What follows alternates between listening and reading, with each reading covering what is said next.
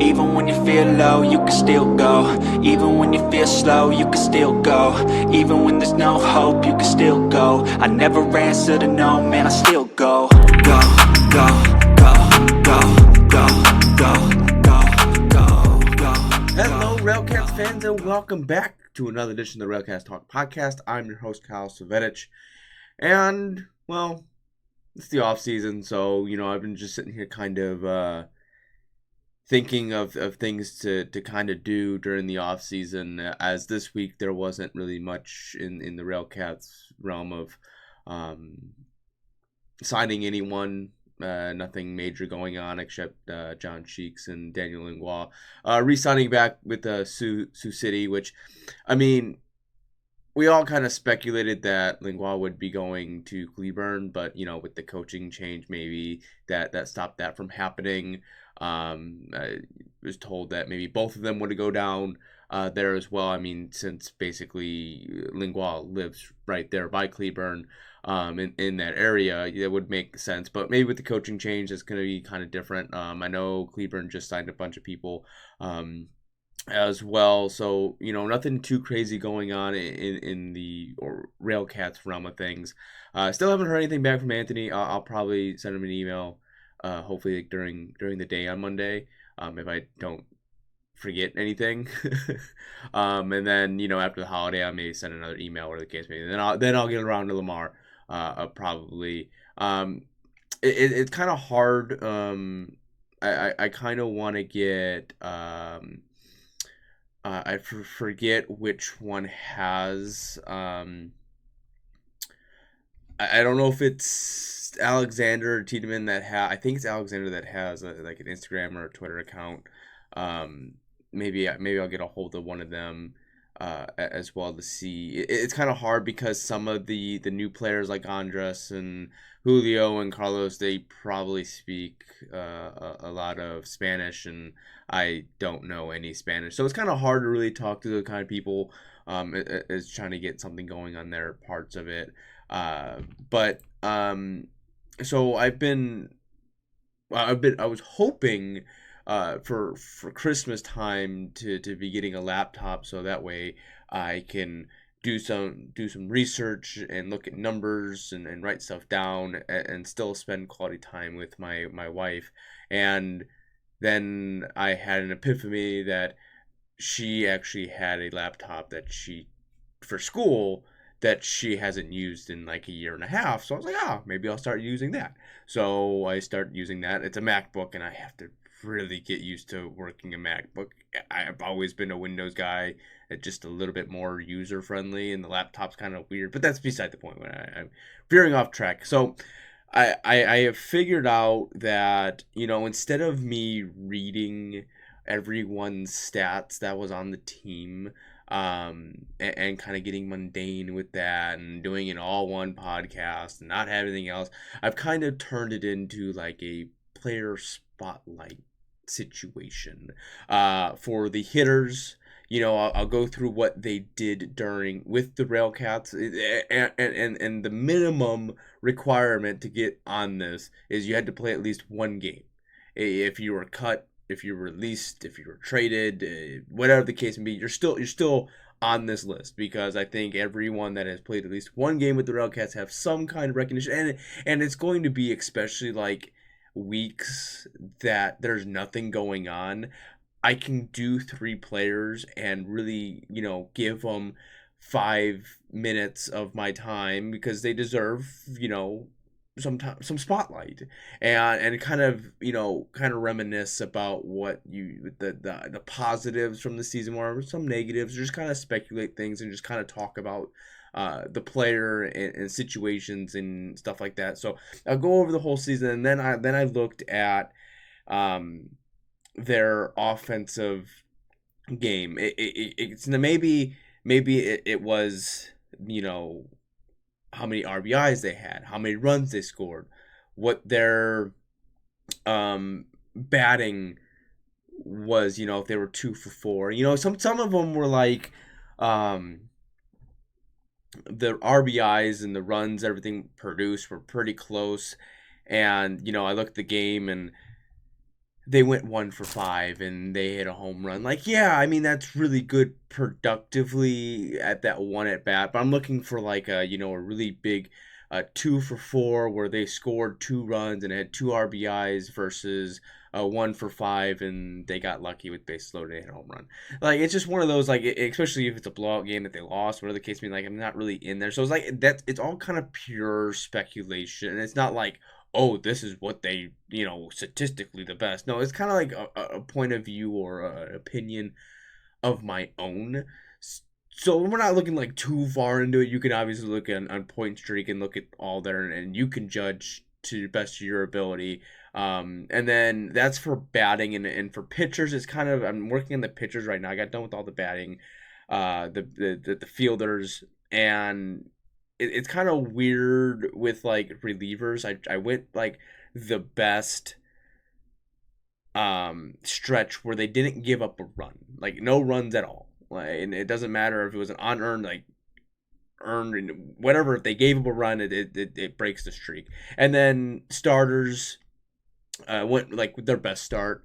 And then you have those people like a Julio Vivas and a Yohan Valdez who started and were both relievers. So I either took one of their starts or their period in time where they didn't give up a run, and we kind of reminisce about that kind of stuff as well.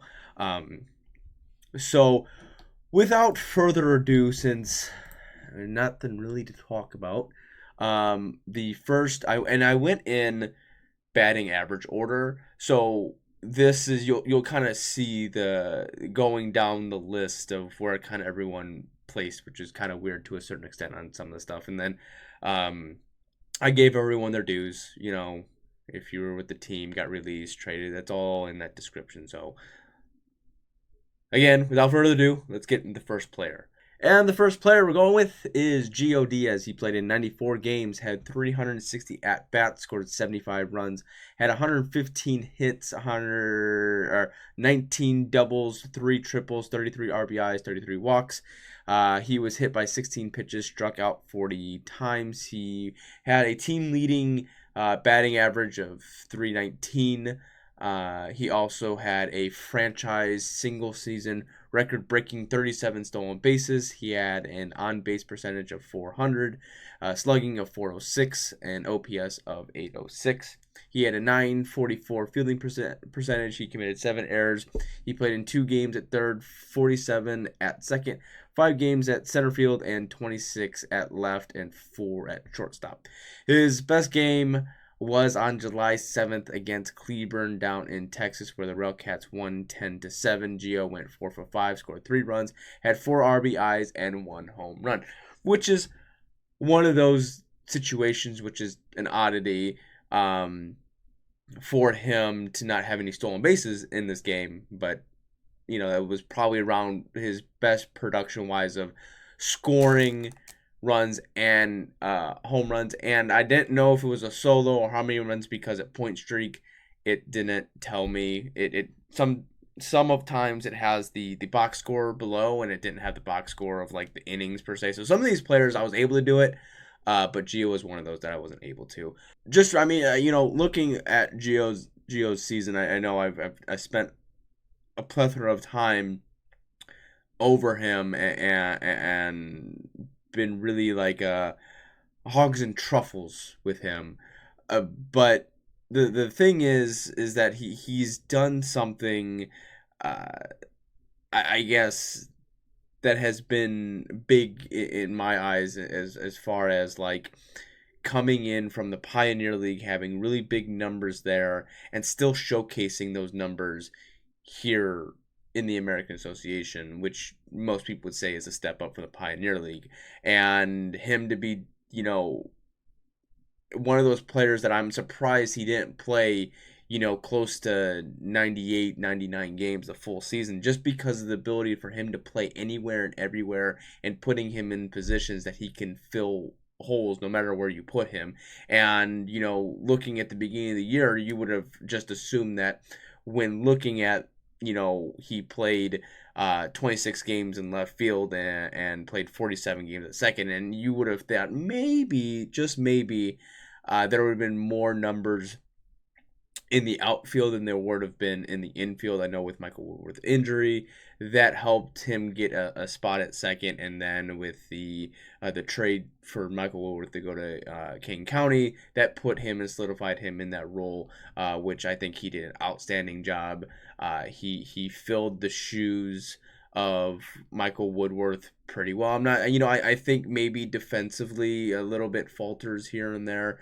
But I mean, his production in the batter's box, in the field, it really solidified his spot, and I'm hoping that if he's not picked up by an affiliate ball club, he comes back. I know that a lot of that is still up for grabs, as like I said, there's nothing been really going on in the aspect of the RailCats in that organization. So Gio's one of those hands off one of the better players on the RailCats this year. Going to Jackson Valera, he was a later signing after the release of Emmanuel Tapia. He signed on June 16th.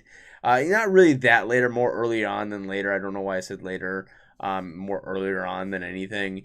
That's what I wrote down prior to it, so I probably already had a drink in me or whatever the case may be and watching something else going on. But anyways, he played in 64 games, scored 23 runs, 75 hits, 11 doubles, 3 home runs, 45 RBIs, 2 stolen bases, 12 walks, 29 strikeouts. He had a batting average of 293, an on-base percentage of 325, slugging of 371, and an OPS of 696. He played mostly first, where he had 53 games, and played third, where he had 14 games. The math doesn't quite add up, but I'm pretty sure there was a couple times that he switched from like third to first or first to third. So it kind of added more on to it. Anyways, he had a fielding percentage of 973 and committed 8 errors. His best offensive game was September 3rd.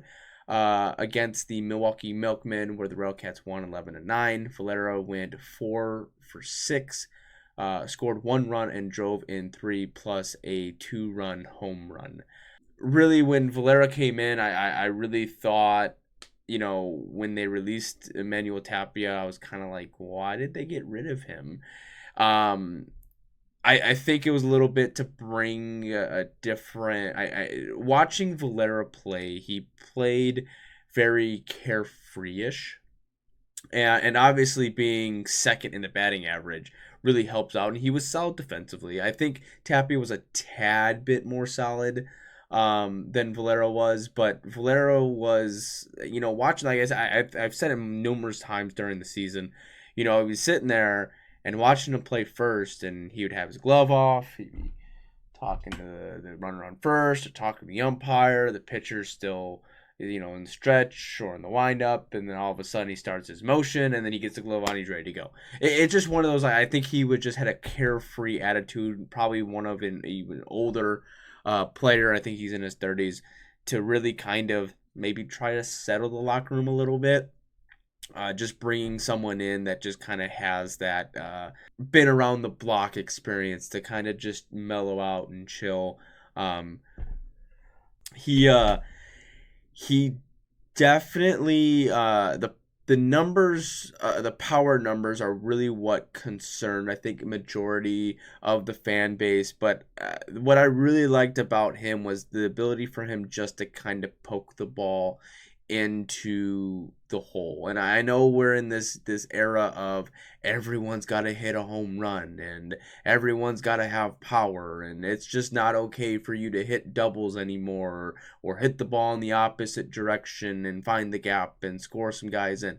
I don't mind it. I really don't. And now would I agree that I understand that maybe him being the third hole, being the third hole hitter, or fifth, maybe a second, I get that aspect of it, but sometimes it's, in my eyes, it's better to potentially have a guy that, when you're looking at the lineup, you have Gio be that number one guy, and maybe potentially having someone with a little bit of a speed or a little bit of pop behind him, to if he can't advance, if Gio gets second, if the guy behind him can't advance him, you may have a guy that's able to just kind of poke it in the hole to get that leadoff runner to home. And I think that's kind of like Valera was that guy to be able to poke the hole just through the infield or just between center and right field and Gio to score. Like I think that was just kind of the aspect of what I liked from him. He was able to go up there and be really successful. And yeah, he didn't have flashy numbers, but he just did his job. And I think that sometimes you just need a guy to just do his job, and he did that this year. I don't know if he'll be back next year with his age. I'm not 100% positive. If he does come back, I wouldn't be, I wouldn't be disheartened by it. I would say it's probably a good move. I would say maybe put him more into if you can't find a DH role to be a power hitter, but just having someone that can just hit the ball, designated hitter, just hit the ball. We don't necessarily need a guy to pop off the entire time, but just someone that can come in and be consistent and give you close to a 300 batting average is essentially what I'm getting at. So I'm not sure. Like I said, I'm not sure if he's coming back next year. We'll see. We obviously got to wait and see. Going on to the third guy, someone that I hope we do bring back next year and has more of a role with the RailCats, and that's Will Decker. He was an in-season signing by the RailCats on June 7th. He played in 26 games. He had 66 at-bats, 11 runs scored, 19 hits, 6 doubles, 1 triple, 6 RBIs, 3 stolen bases, 1 caught stealing, 11 walks, 13 strikeouts. He had a batting average of 288, on-base percentage of 388, slugging 409, OPS of 797. He played left field for 8 games, right for 1. He had 1,000 fielding percentage on 13 chances. The only reason I mentioned the 1,000 and the chances portion of it is because he only had 13 chances. So when I went over like defensive player of the year, he wasn't going to win that just based on only having 13 chances. His best offensive game was September 4th, where the RailCats beat the Milwaukee Milkmen 11-8. Decker went 4 for 6, 2 doubles, a stolen base, and scored 4 runs. Obviously, he didn't bring anyone in, but he is also another one of those guys that has the speed that you could potentially put at the bottom of the order, like that 9 or maybe even a second hole hitter, that second guy, to be able to have that kind of like 1-2 punch of combo of having maybe 2 leadoff hitters to really get the best chance of them getting on with their speed to be able for the guys behind them to produce the runs. I know he was hurt with a hamstring injury most of the year or some kind of lower body injury. I hope that maybe this year next year if he comes back he's a little bit more healthy, and I think he would be a good person to have in the outfield. Maybe taking a Francisco Del Valle out of the outfield and putting him in, or maybe making LG your designated hitter. That kind of having that guy to be able to roam around and play the field with his speed, I think would be beneficial for the RailCats and keeping him in the lineup. Like I said, I'm not sure exactly. I don't know where Lamar's gonna go from here. What kind of? I think he's gonna bring in obviously people with experience in AAA and AA, and we're kind of already seeing that. But I think he's gonna bring some people in that have some pop, but that are going to hit the ball and going to find ways to get on base. And I think that was a big issue. I mean, clutch hitting, I would say. So I think he's going to try to bring some of that in. But, I mean, Will Decker's one of those that I would be okay if he brought him back and utilized him in the field somewhere. That he is definitely one of those players that I that have taken a liking for. He just seems like a good, positive locker room attitude guy. I mean, even if you just bring him in to be a pinch runner every so often, I think can be great as well. I mean, that's what he was utilized most of the time, was a pinch runner, and I think he did that to the best of his ability and was successful in that. So I mean, if he's just going to be a bench guy, I don't mind bringing someone on because I think you need that.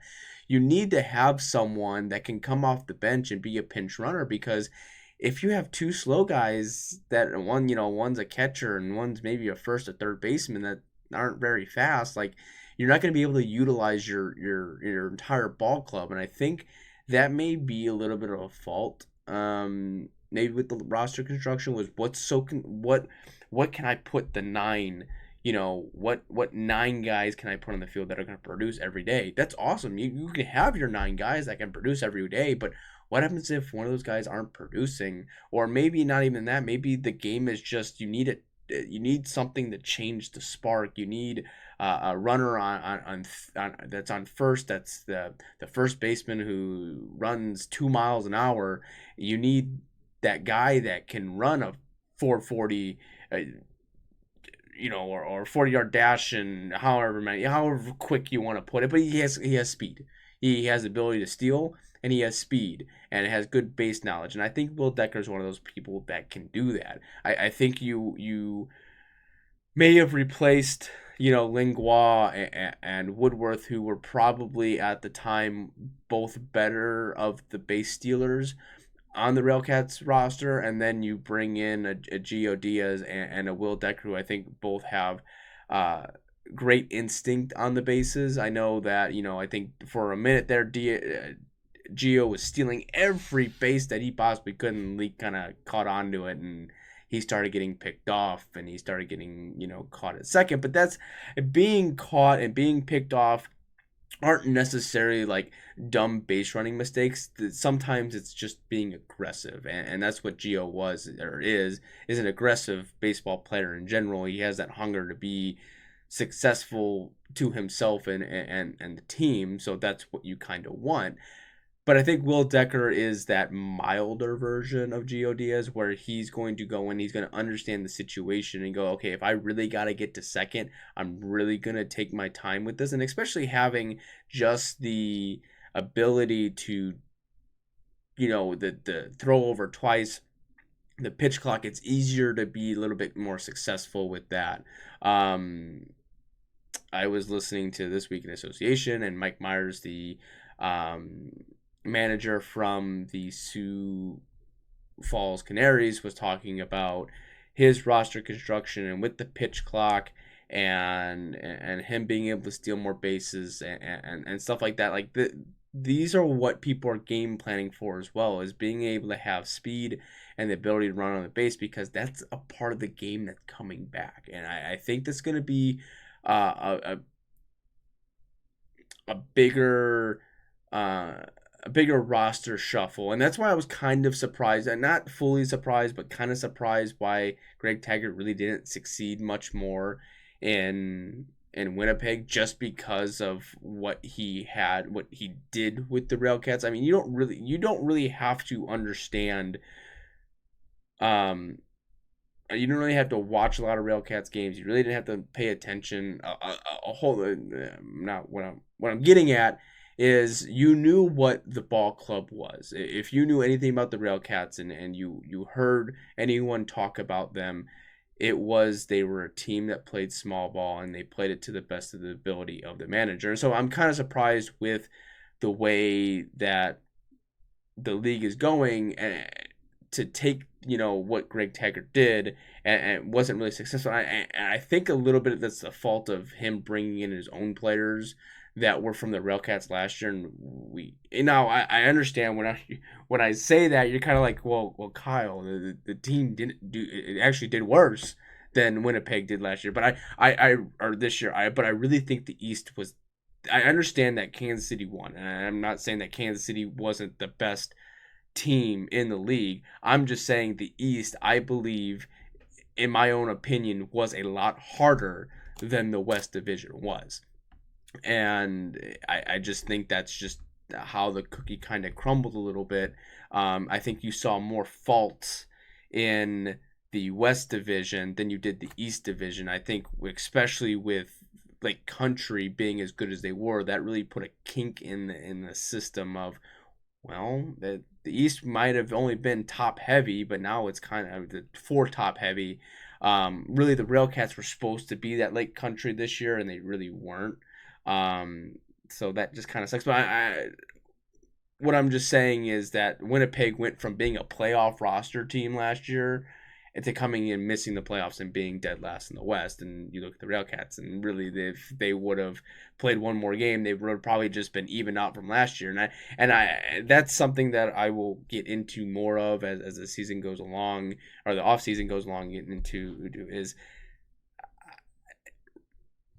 it's hard for me to blame Lamar Rogers for the roster they put together, because it's not like we weren't all hyped about it. We were all like, oh, this is going to be a great roster. We're going to find a playoff spot. And just, I think the toxicity in the locker room happened. I just think it's a changing of the guard, and not fully getting that full year. I mean, now I understand that he had a full offseason going into this year.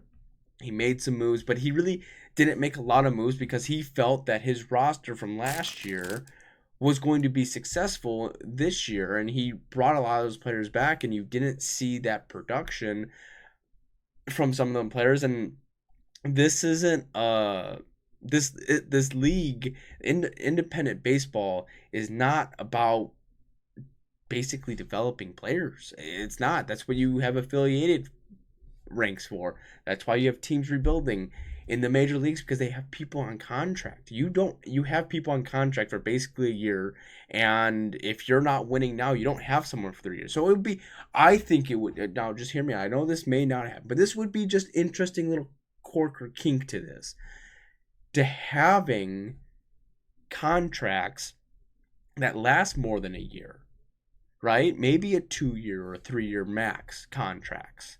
And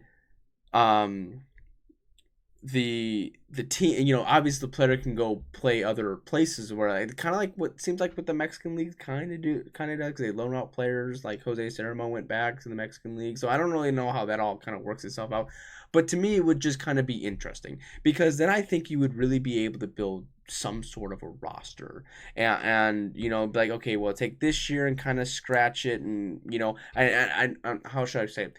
In the case of Sam Abbott this year, right? If he was on a 2-year or 3-year contract, let's just happen per se, and his first year, wasn't the best, or well, this year wasn't the best. He didn't start out really hot. He changed his swing up, and just to get an opportunity.